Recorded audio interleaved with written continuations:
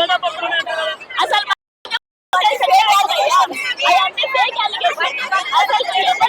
ఒక పెద్ద high court judge, supreme court judge ఆయన పెన్షన్ ఇవ్వడానికి మరి ఆయన ఏజ్ లిమిట్ చూడడానికి 10th క్లాస్ సర్టిఫికేట్ తీసుకుంటారు అన్న.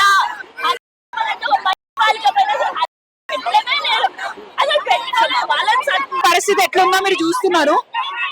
కేసు అయ్యి ఆల్మోస్ట్ వారం రోజులు అవుతుంది. ఇప్పటిదాకా అక్యూజ్ ని పట్టుకోలేదు. పోలీసుల వైఫల్యం క్లియర్ గా కనిపిస్తుంది.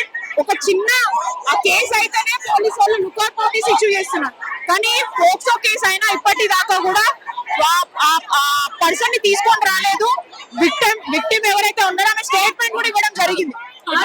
అవకాశం ఏమైనా ఉందంటారా? అందుకనే అదే కనిపిస్తుంది క్లియర్ గా. తారుమారులు చేయడానికే టైం తీసుకొని ఎవిడెన్సెస్ అన్ని ట్యాంపర్ చేయడానికే చేస్తున్నట్టు అనిపిస్తుంది. ఈ రోజు మా బీఆర్ఎస్ పార్టీ మహిళా విభాగం అందరూ ఇక్కడికి వచ్చి జస్టిస్ కోసం, అమ్మాయి కోసము మేము పోరాడుతున్నాం. ఇప్పుడు మేము అరెస్ట్ అయితే ఊకము. ఈ రోజు ఏదైతే తల్లి 5 పేపర్ స్టేట్మెంట్ ఇచ్చారో మేము దానికి గురించి ఎక్కువ పబ్లిక్ దిగినామో, ఆమెకు 1 సంవత్సరం నుంచి వేధిస్తున్నారంట. క్లియర్ గా పేపర్ లో మెన్షన్ చేసి పెట్టారు. ఆల్రెడీ వాళ్ళ తల్లి ఈ రోజు బయట పెట్టింది. వాళ్ళ మదర్ అంటే స్టేట్మెంట్ తో సహా బయట పెట్టింది. కాబట్టి వాళ్ళ తల్లి అయితే మేము చెప్పినట్టు వినదు కదా. మేము కూడా ముచ్చడానికి ఏం ధర్నాలు చేయలేదు కదా ఎక్కువ. తప్పకుండా అవుతుంది. ఎందుకంటే ఇది చేయడానికి సిట్టు అనేది ఒకటి వేసిండ్రు.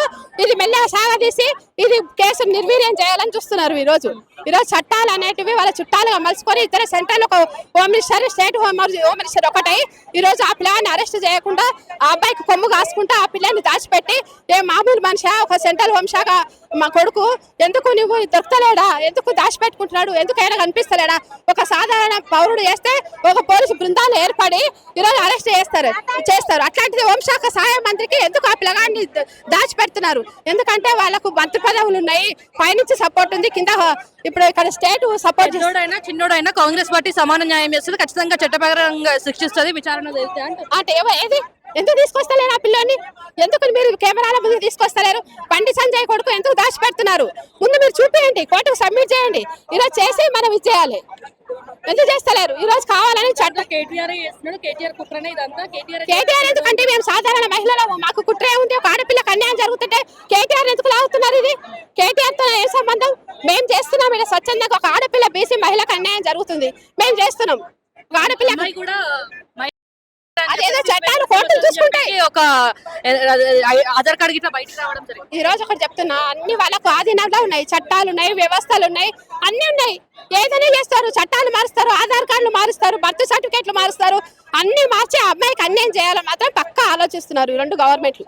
ఇటు కాంగ్రెస్ అటు బీజేపీ పూర్తి స్థాయిలో కొమ్ము కాస్తుంది. సాధ్యమవుతుందా? మీరేమో ధర్నాలు మేము చేసిన దాకా ధర్నాలు చేస్తూనే ఉంటాం. వదిలిపెట్టేదే లేదు, సమస్యనే లేదు.